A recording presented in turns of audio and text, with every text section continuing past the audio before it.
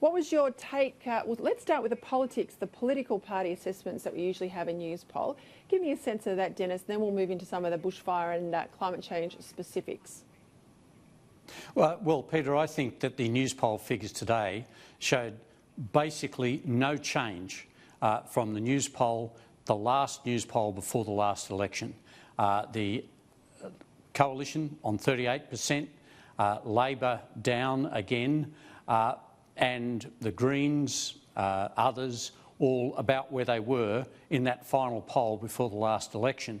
And I think what it tells you, which everyone was misled by the two-party preferred figures before the last election, all assumed a Labor victory, and yet the primary vote actually told the story, and the primary vote is telling the story now, that there hasn't been much change in primary vote in how people are going to vote for one of the major parties. But what is essential here is that the others and the uncommitted, people who haven't made up their mind one way or the other, are still in double figures. And so that it's very hard to say how an election will come, what the result would be from those figures, from the two-party preferred figure. But my belief is that those numbers demonstrate that if an election were held tomorrow, in the fictional tomorrow election, the coalition would be returned with the same change in others going back to the coalition, and with some Labor voters who clearly went to the coalition and to One Nation and others, ensuring that a coalition government was returned. So I think that basically, yes, Scott Morrison has suffered a big hit to his personal standing, and Anthony Albanese is doing better against Scott Morrison than Bill Shorten was, but I think the fundamentals are the same, and Labor still faces a huge challenge with its primary vote stuck in the low to mid-30s and just not moving.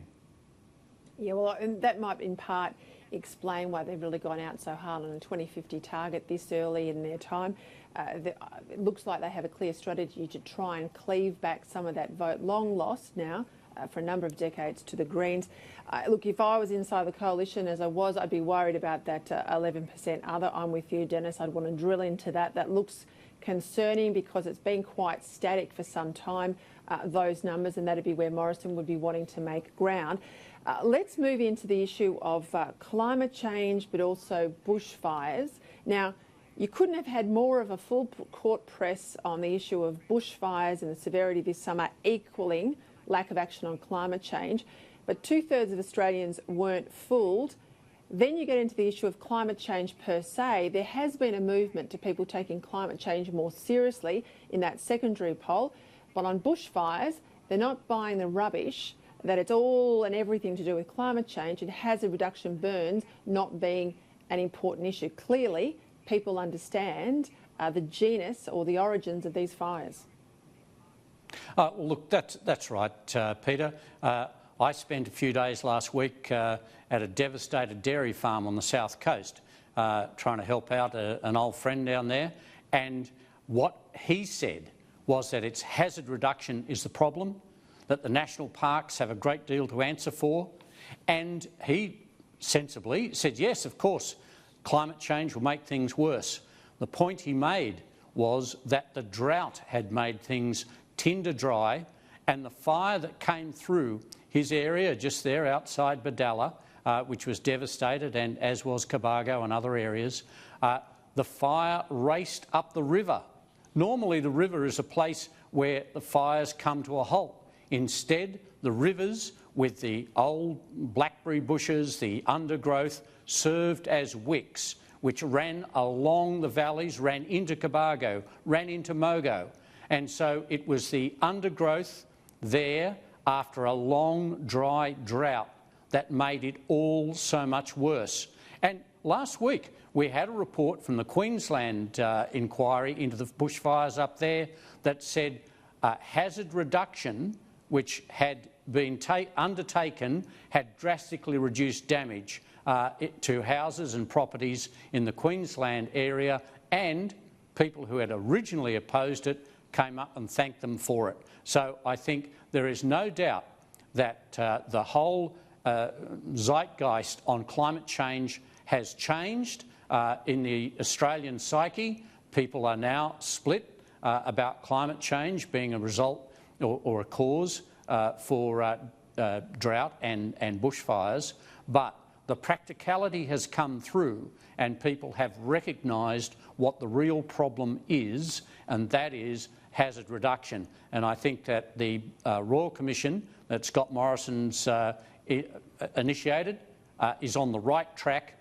and Labor, I think, has come in on this whole coattails of the bushfires and climate change, change in attitude at the wrong time as far as the theoretical 2050 zero target is concerned.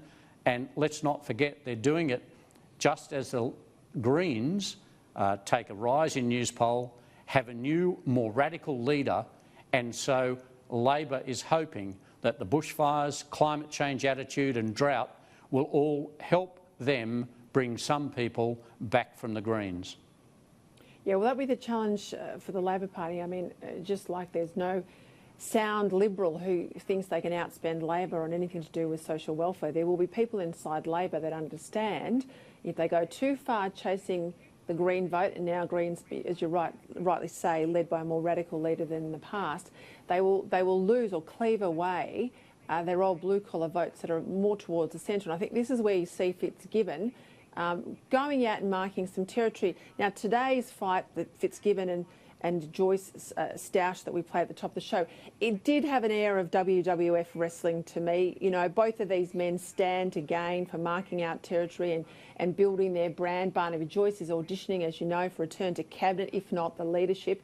And it doesn't hurt Joel Fitzgibbon, you know, 20-something% swing, 26% swing against him to One Nation at the last election on these sorts of issues. It doesn't hurt him to be in a fight with Barnaby Joyce. So, you know, how much of this was real and how much was staged, Dennis?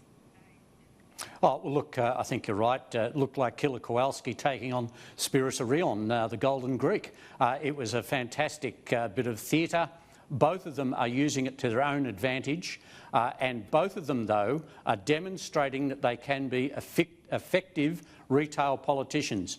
Barnaby Joyce's performance on television earlier in the day, again with Joel Fitzgibbon, just sent the message through. He cut through. He just said, you know, this is a fantastic target to have. It's mythical. It's not going to achieve anything. It's going to destroy jobs. He just was right on message. And then when Joel Fitzgibbon crashed his press conference, he just did it all over again. And I think that Barnaby Joyce has demonstrated his ability today to sell a message with a bit of showmanship.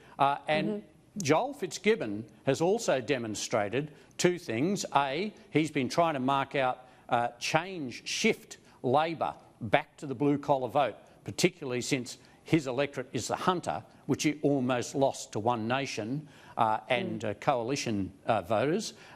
He is desperately trying to demonstrate he can run an argument. Yeah, we'll see with both of them if anything actually happens beyond hot air in the Canberra Press Gallery corridor, which is no stranger to hot air. Got to leave it there, Dennis. Thank you very much for your time.